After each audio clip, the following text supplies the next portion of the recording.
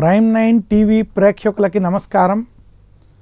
నేను మీ చిలకమర్తి ప్రభాకర చక్రవర్తి Sharma. Prime 9 TV ప్రేక్షకులందరికీ మహాశివరాత్రి శుభాకాంక్షలు. ఓం గణానాన్త్వా గణపతి గుమ్మవామహే కవిం కవీనాపస్సమస్తమం జ్యేష్ఠరాజం బ్రహ్మణాం బ్రహ్మణస్పత ఆనశృణ్వన్నోతిభిస్సీదసాదనం శ్రీ మహాగణాధిపతయే నమః. ఓం చంద్రరేఖాలహత్పాలం గంగాంభో విలసజ్జటం పాదభూషా ఇతానంతం ఉమాకాంతోపాస్మహే. ఓం నమః శివాయ. మహాశివరాత్రి చాలా విశేషమైనటువంటి రోజు. మనకి పురాణాల ప్రకారం విశేషించి శివరాత్రులు 5 రకాలుగా ఉన్నట్టు శాస్త్రాలు తెలియజేస్తున్నాయి. ప్రతిరోజు రాత్రి సమయంలో చేసేటువంటి శివారాధనని నిత్య శివరాత్రిగా, అలాగే విశేషముగా ప్రతి మాసంలో వచ్చేటువంటి కృష్ణపక్షం శుక్లపక్షంలో చేసేటువంటి ఈ పక్షములో కృష్ణపక్ష చతుర్దశి శుక్లపక్ష చతుర్దశి రోజు విశేషంగా చేసేటువంటి శివారాధనని పక్ష శివరాత్రిగా, ఇంకా ప్రతి మాసంలో వచ్చేటువంటి కృష్ణపక్ష చతుర్దశి రోజు చేసేటువంటి శివారాధనని మాస శివరాత్రిగా, ఇంకా ఇదే కాకుండా విశేషించి సంవత్సరంలో ఒక్కసారి వచ్చేటువంటి మహాశివరాత్రి రోజు అంటే మాఘమాస కృష్ణపక్ష చతుర్దశి తిథి ఏదైతే ఉన్నదో ఆ తిథి రోజు వచ్చినటువంటి రోజు మహాశివరాత్రి రోజుగా శాస్త్రాలు తెలియజేశాయి. ఇది కాకుండా మరొకటి యోగ శివరాత్రి అని, యోగీశ్వరులు యోగ ధ్యానంలో ఉన్నప్పుడు వారు చేసుకునేటువంటి శివారాధన ఏదైతే ఉందో అది యోగ శివరాత్రిగా చెప్పబడింది. ఈ అన్ని శివరాత్రుల్లో మహాశివరాత్రి విశిష్టత చాలా విశేషమైనది. ఏ వ్యక్తి అయినా ఆ సంవత్సరం మొత్తంలో నిత్యము శివారాధన చేసుకోవడం కుదరలేకపోయినా, మాస శివరాత్రులు వంటివి ఏ కారణం చేతైనా పాటించలేకపోయినా, పక్ష శివరాత్రులు ఆచరించలేకపోయినా వారు కేవలం ఒక్క మహాశివరాత్రి రోజు శివారాధన చేసినట్లయితే దానికి విశేషమైనటువంటి పుణ్యఫలం కలుగుతుందని మనకి పెద్దలు తెలియజేశారు. ఇదే కాకుండా అసలు శివరాత్రికి సంబంధించినటువంటి పురాణ ఇతి వృత్తాంతాన్ని మనం చూసుకున్నట్లయితే, పూర్వం బ్రహ్మగారికి మరియు విష్ణుమూర్తికి మధ్య ఎవరు గొప్ప అనేటువంటి వాదన ఏర్పడడం, ఆ వాదనలో ఇద్దరి మధ్య ఒక యుద్ధ వాతావరణం ఏర్పడడం, అప్పుడు వారి మధ్య జరుగుతున్నటువంటి ఆ వాతావరణం చూసి దేవతలంతా కూడా భయపడ్డం. ఇలా అయితే ఈ సృష్టి నశించిపోతుందని వారు గమనించి ఆ భయంతో శివుణ్ణి ప్రార్థించి ఈ యొక్క సమస్య నుండి ఈ సృష్టిని కాపాడాలని కోరగా, ఈశ్వరుడు బ్రహ్మ మరియు విష్ణువుల మధ్య లింగ రూపాన్ని ధారణ చేశాడని, ఆ లింగ రూప ధారణ జరిగిన రోజే మాఘమాస కృష్ణపక్ష చతుర్దశి తిథి మహాశివరాత్రి తిథిగా చెప్పబడింది. అలా లింగ రూప ధారణ చేసి విష్ణుమూర్తికి బ్రహ్మకి చెప్పినటువంటి విషయం ఏమిటంటే, మీరు ఈ లింగానికి ఆది కానీ అంతు కానీ ఎవరైతే కనుక్కుంటారో వారే గొప్పవారని, వారే ఈ లోకాన్ని కొనసాగించేటువంటి ఆధిపత్యాన్ని పొందుతారని చెప్పడం. దానికోసం మహావిష్ణువు ఆ యొక్క లింగానికి ఉత్తర భాగం వైపు ప్రయాణం చేసి కనుక్కోవడానికి ప్రయత్నం చేయడం. ఆ ప్రయత్నం చేసినప్పుడు ఆయన ఎక్కడికి ఎంత దూరం వెళ్ళినా దాని ఆది కానీ అంతు కానీ తెలుసుకోలేక విఫలమై తిరిగి రావడం. అదేవిధంగా బ్రహ్మదేవుడు దక్షిణం వైపు వెళ్ళి దాని ఆది అంతు కనుక్కునే ప్రయత్నం చేసి అది కనుక్కోలేక తిరిగి వస్తూ దారి మధ్యలో ఆయనకి కేతకి పుష్పం అంటే మొగలి పువ్వు మరియు విశేషించి గోమాత కనబడితే వారిని నేను ఈ లింగానికి ఆది అంత్యం కనుక్కున్నాను అనేటువంటి సాక్ష్యం మీరు తెలియజేయాలి. ఈ మాట నేను చెప్పినప్పుడు మీరు చూశాడు అనేటువంటి విషయాన్ని అబద్ధం చెప్పాలని చెప్పగా, బ్రహ్మంతటి వాడే కోరగా నేను కనుక ఒప్పుకోకపోతే ఆయన మమ్మల్ని శపిస్తాడనేటువంటి భయంతో సరే అని ఒప్పుకుని శివుడి వద్దకు వెళ్ళడం. అక్కడ బ్రహ్మదేవుడు నేను చూశాన్ని అబద్ధం చెప్పడం, దానికి మొగలపు సాక్ష్యం చెప్పడం, అదేవిధంగా గోమాత ముఖముతో అబద్ధం చెప్పి తోకతో నిజం చెప్పడం, ఇది విష్ణుమూర్తి శివుడు కూడా గమనించి ఇది అబద్ధం చెప్పారని తెలుసుకుని అప్పుడు ఈశ్వరుడు బ్రహ్మకి, మొగలి పువ్వుకి, గోమాతకి శాపాన్ని ఇవ్వడం, బ్రహ్మదేవుడికి ఎక్కడా పూజా అర్హత ఉండదని శపించడం, అలాగే కేతకి పుష్పమైనటువంటి మొగలి పువ్వు పూజకి పనికిరాదని శపించడం. ఇదే కాకుండా విశేషించి గోమాత ముఖముతో అబద్ధం చెప్పడం వల్ల ఉదయం లేచి ఎవరన్నా గోమాత ముఖాన్ని చూస్తే సర్వ పాపాలు తగులుతాయని, అయితే గోమాత యొక్క పృష్ఠభాగాన్ని చూసినట్లయితే ఆ పాపాలు తొలగిపోతాయని ఆ శాపాన్ని పెట్టడం. అది విన్న బ్రహ్మదేవుడు ఆయన కూడా ఈశ్వరుడికి తిరిగి శాపం, ఈ వేళ నుంచి మీరు లింగ రూపంలోనే మిమ్మల్ని పూజింపబడతారని, మీ పూజలు లింగ రూపంలోనే జరుగుతాయని కూడా శివుడికి శాపం పెట్టడం. ఈ పురాణ ఇతివృత్తాంతంతో ఉన్నటువంటి పురాణ కథ మనకి మహాశివరాత్రికి సంబంధించినటువంటి కథగా, ఈ కథ ఆధారంగానే మహాశివరాత్రి విశిష్టత గురించి తెలుసుకోవడం, అలాగే ఈరోజే లింగోద్భవం జరిగింది కాబట్టి విశేషంగా శివరాత్రి రోజు శివలింగాలకి అభిషేకం చేయడం, అందులోనూ లింగోద్భవ కాల సమయంలో పూజలు చేయడం విశేషం. ఇంకా శివతత్వం చాలా విశేషమైనది. ఈశ్వరుడు అభిషేక ప్రియుడని, ఈశ్వరుడికి జాగరణ వంటివి కూడా మనం చేస్తూ ఉంటాం. దీనికి కూడా పురాణ కథలు చాలా ఉన్నాయి. మనకి విశేషించి ఈ దేవతలు అలాగే రాక్షసులు కలిపి పాల సముద్రాన్ని మదనం చేసినప్పుడు అందులోంచి విషం బయటికి రావడం, ఆ విషము బయటకు వచ్చినప్పుడు ఆ యొక్క విష ప్రభావానికి సృష్టి నాశనం అయ్యేటువంటి స్థితి ఏర్పడడం చేత దేవతలంతా కలిపి ఈశ్వరుణ్ణి ప్రార్థించగా శివుడు ఆ యొక్క విషమును, ఆ విషముతో నిండి ఉన్నటువంటి భాండారాన్ని తన యొక్క గొంతులో తీసుకెళ్ళి ఆయన ఉంచడం, దాని ప్రభావం చేత ఈశ్వరుడికి అనేక ఇబ్బందులు రావడం. అప్పుడు అదే పాల సముద్రంలోంచి వచ్చినటువంటి చంద్రుణ్ణి, అలాగే మెడలో సర్పాన్ని, ఇవన్నీ కూడా ఈశ్వరుడికి పెట్టినప్పటికీ ఉపశమనం రాలేకపోవడం, అలాంటి సమయంలో ఈశ్వరుడు కొంత మూర్ఛిల్లడం వంటివి జరిగినప్పుడు ఆ సమయంలో విశేషించి అది శివరాత్రికి దగ్గరలో ఉన్నటువంటి సమయంగా, ఆ సమయంలో దేవతలు అక్కడ ఉన్నటువంటి ఋషులు అందరూ కూడా శివనామస్మరణతో ఈశ్వరుడు మేలుకునేంత వరకు ఉపవాసము, జాగరణ వంటి దీక్షలు చేశారని, ఆ యొక్క ఉపవాస జాగరణ దీక్షల ప్రభావము చేత ఈశ్వరుడు తిరిగి మామూలుగా అవ్వడం, ఆయన తన యొక్క భక్తుల్ని అనుగ్రహించడం, దేవతల్ని అనుగ్రహించడం, ఈ సృష్టిని రక్షించడం వంటివి చేశారని, అప్పటి నుంచి ఈ జాగరణకి, ఉపవాసాలకి విశేషమైనటువంటి ఆదరణ సనాతన ధర్మంలో ఉందని, ఇది కొన్ని యుగాలుగా ఆచరిస్తున్నటువంటి విషయం అని తెలియజేస్తున్నాను. ఇంకా శివరాత్రి రోజు ఎలాంటి నియమాలు పాటించాలి, అసలు ఏ రకంగా ఉండాలి, ఏ సమయంలో పూజాది కార్యక్రమాలు మనం ఆచరించాలి అంటే, శివరాత్రి రోజు విశేషించి ఏ వ్యక్తి అయినా సరే భక్తి శ్రద్ధలతో కార్యక్రమాలు చేయాలి.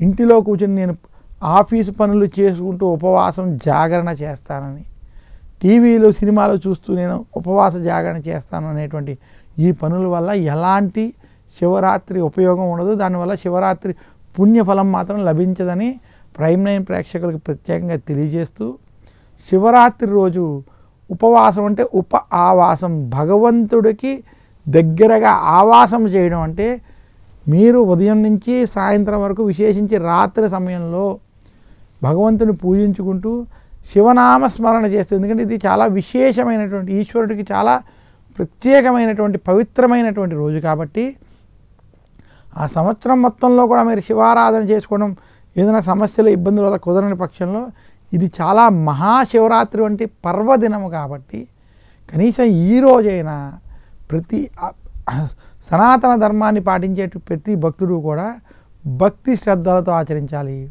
శివరాత్రి అంటే శివాలయాలకి పరిగెట్టుకు వెళ్ళిపోయి శివాలయాల్లో పూజలు చేయడమే అని దృష్టిలో పెట్టుకోకుండా, శివరాత్రి రోజు ఏదైనా శివాలయం కావచ్చు, లేదా విశేషించి మీరు 10 మంది కలిసి ఏర్పాటు చేసుకున్నటువంటి మండపాల్లో కావచ్చు, అది కుదరని పక్షంలో స్వగృహం ఇంటి యందు కావచ్చు శివారాధన చేయడం ఉత్తమం. ఇంకా చెప్పాలంటే పాడుబడ్డ శివాలయాలు, ఎక్కడైనా శివలింగాలు ప్రతిష్ఠించి వాటికి పూజలు వంటివి చేయకుండా వదిలేసినటువంటి శివాలయాలని ప్రత్యేకంగా ఆ రోజు శుభ్రం చేసి ఆ శివలింగాలకి అభిషేకం వంటివి చేస్తే దానికి కలిగేటువంటి పుణ్య ఫలితం అనేక రెట్లుగా ఉంటుందని శాస్త్రాలు తెలియజేస్తున్నాయి. ఇదే కాకుండా ఇంటిలోనే రుద్ర నమక చమకాలతోటి రుద్రాభిషేకం వంటివి, శివనామస్మరణతో అభిషేకాలు వంటివి చేసుకోవడం చాలా ఉత్తమం.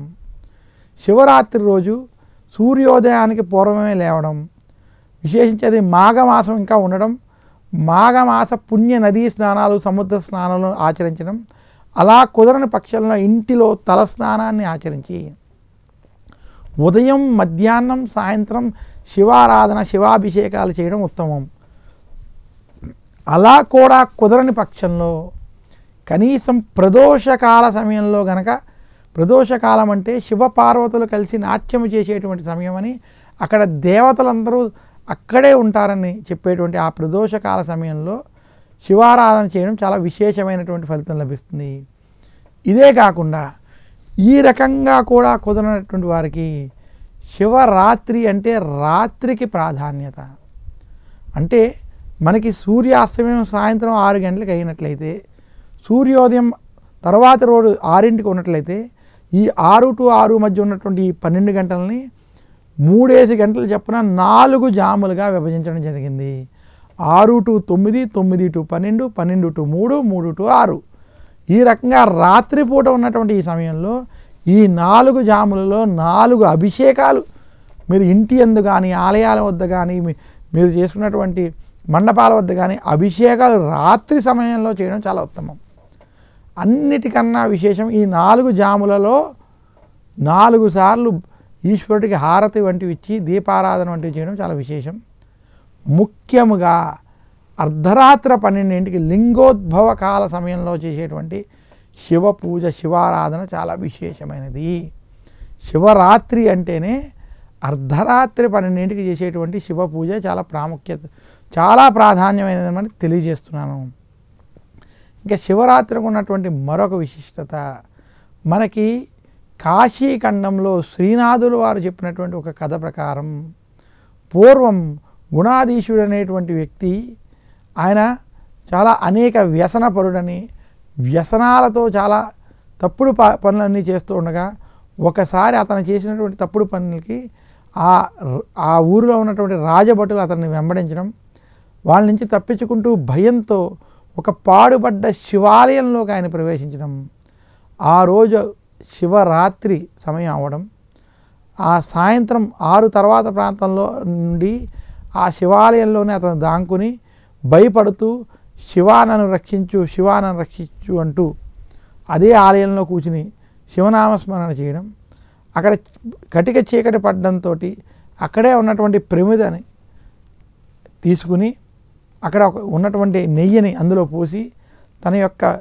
వస్త్రాన్ని చింపి దాంతో ఒత్తిని చేసి అక్కడ దీపాన్ని వెలిగించి రాత్రంతా శివనామస్మరణ చేయడం చేత అతను తర్వాత జన్మలో కళింగ దేశపు రాజు యొక్క కుమారుడుగా జన్మించాడని కాశీఖండం చెప్పింది.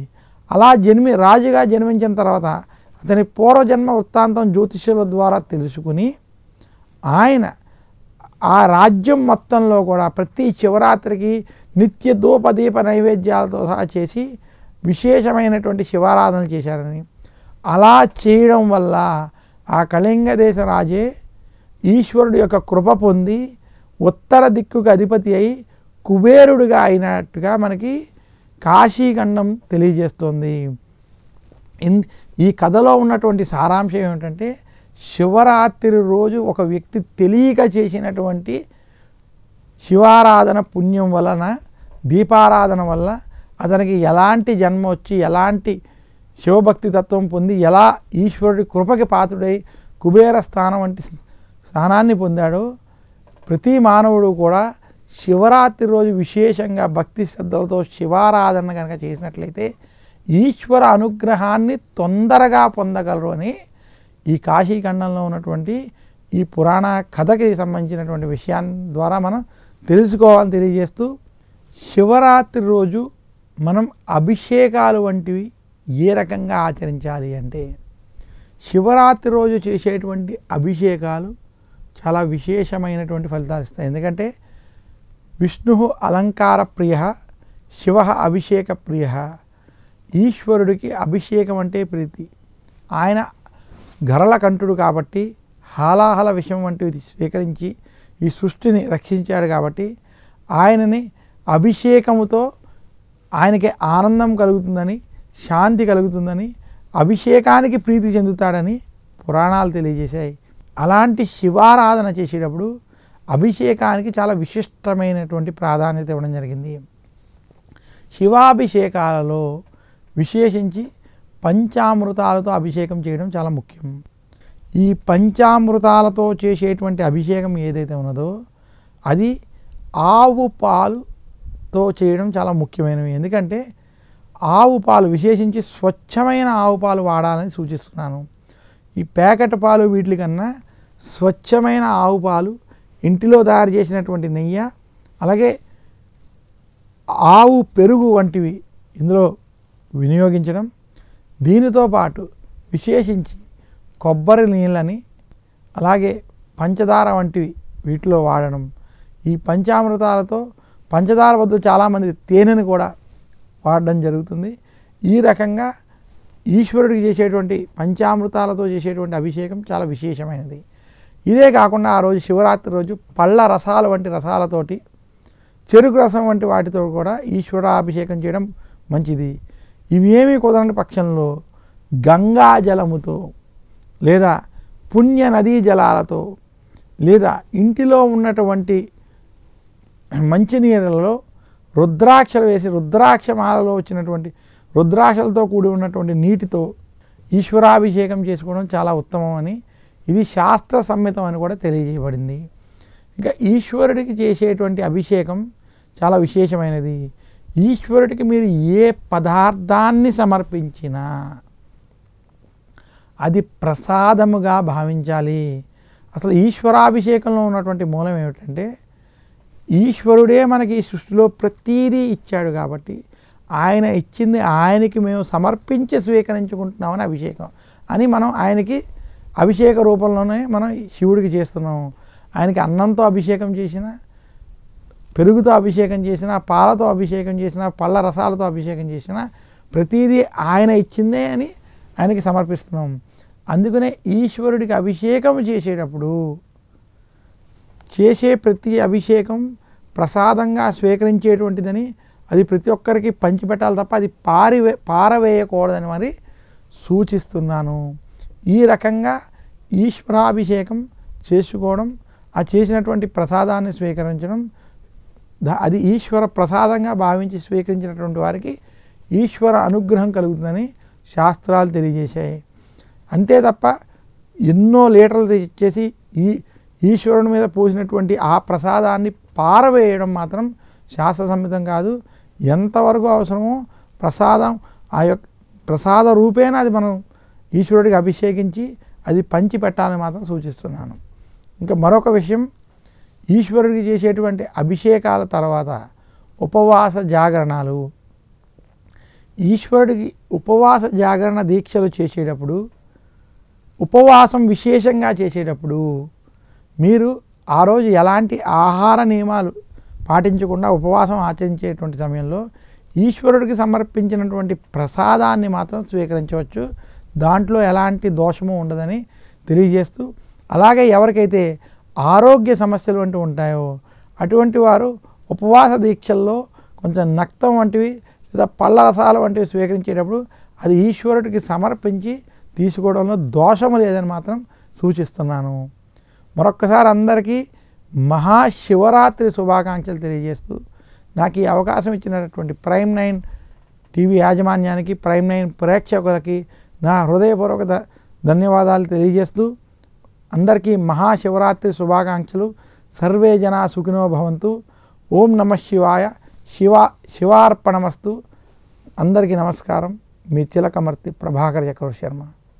మరొక్కసారి ప్రతి ఒక్కరికి ప్రైమ్ 9 ప్రేక్షకులకి శివరాత్రి శుభాకాంక్షలు తెలియజేస్తూ సర్వే జనా సుఖినో భవంతు అని కోరుకుంటూ ఓం నమ శివాయ, శివార్పణమస్తు, ఈశ్వర కరుణా కటాక్ష సిద్ధిరస్తు. నమస్కారం. మీ చిలకమర్తి ప్రభాకర్ చక్రవర్తి శర్మ.